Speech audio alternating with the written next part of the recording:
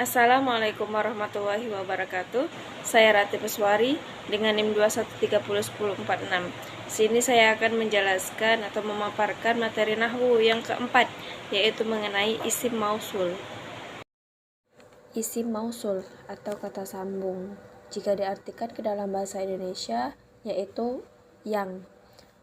Ada dua hal bagian yang terkait dengan isim mausul, yaitu yang pertama, syarat terbentuknya isim mausul, dan yang kedua, jenis atau bentuk kalimat isim mausul, baik yang bersifat umum maupun khusus. Perlu diketahui bahwa biasanya isim mausul tidak akan pernah terlepas dari dua hal dari syarat isim mausul, yaitu yang pertama, silah, dan yang kedua itu aid. Silah isim mausul adalah setiap jumlah, baik itu jumlah ismiyah maupun jumlah fi'liyah, atau syibul jumlah, entah itu dzaraf maupun huruf jar, yang hadir setelah isim mausul guna menyempurnakan maknanya. Baik, langsung saja ke contohnya. Darastu fil jamaah allati taqa'u bi Jakarta. Allati termasuk bagian dari isim mausul, sehingga perlu diingat bahwa setiap ada isim mausul harus ada unsur silah dan aidnya. Silah adalah kalimat yang jatuh setelah isim mausul. Kalau kita perhatikan pada contoh tersebut, setelah kalimat isim mausul ini, taqa'u bi Jakarta, ini yang disebut dengan silatul mausul. Kemudian untuk silah ini ada dua bagian, yaitu ada jumlah dan syibul jumlah. Jumlah itu ada jumlah fi'liyah dan jumlah ismiyah. Dilihat dari contoh lagi, taqa'u ini termasuk ke dalam kalimat fi'liyah karena taqa'u bi Jakarta ini termasuk jumlah fi'liyah karena dapat dikatakan bahwasanya setelah alati itu adalah silatul mausul. Kemudian syarat yang kedua yaitu aid. Aid adalah isim domir yang menghubungkan antara silatul mausul dengan isim mausul. Jadi dari contoh tersebut, taqa'u itu berada. Apanya? Dari allati. Jadi ini yang menghubungkan antara isim mausul dengan allati. Di balik kata taqa'u ada isim domir yang kembali pada allati. Allati itu maksudnya adalah al-jami'ah. Kemudian masuk ke bagian yang kedua, yaitu bentuk atau jenis dari isim mausul. Bentuk atau jenis dari isim mausul itu terbagi menjadi dua bagian, yaitu yang pertama ada khusus, yang kedua itu umum. Yang pertama khusus, yaitu ada satu kata atau satu bentuk isim mausul yang hanya khusus dipergunakan, diperuntukkan untuk yang mudzakkar atau laki-laki dan yang mutsanna atau perempuan. Untuk yang mudzakkar itu ada yang khusus untuk bentuk mufrad atau tunggal, ada bentuk tasniyah, ganda, dan ada bentuk jamak, yaitu banyak.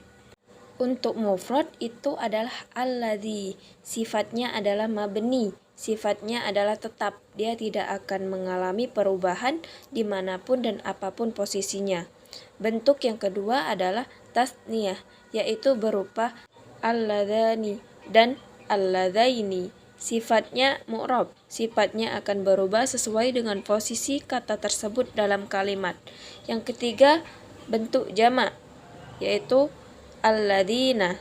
Kemudian untuk mu'annats juga terbagi menjadi tiga bagian, yaitu ada mufrad, tasniyah, dan jamak. Sama halnya juga dengan mudzakkar, bedanya adalah dari sisi kalimahnya. Yang mufrad adalah allati, yang tasniyah adalah allatani dan allataini. Kemudian bentuk jamaknya ada dua, bisa allai dan bisa juga allati. Kemudian untuk bagian kedua dari bentuknya isim mausul yang sifatnya umum. Maksudnya umum di sini adalah umum untuk digunakan baik itu muannas dan juga mudzakkar. Yang membedakan ada yang khusus lil akil dan khusus li ghairi lil akil. Untuk yang al akil berupa man, artinya siapa.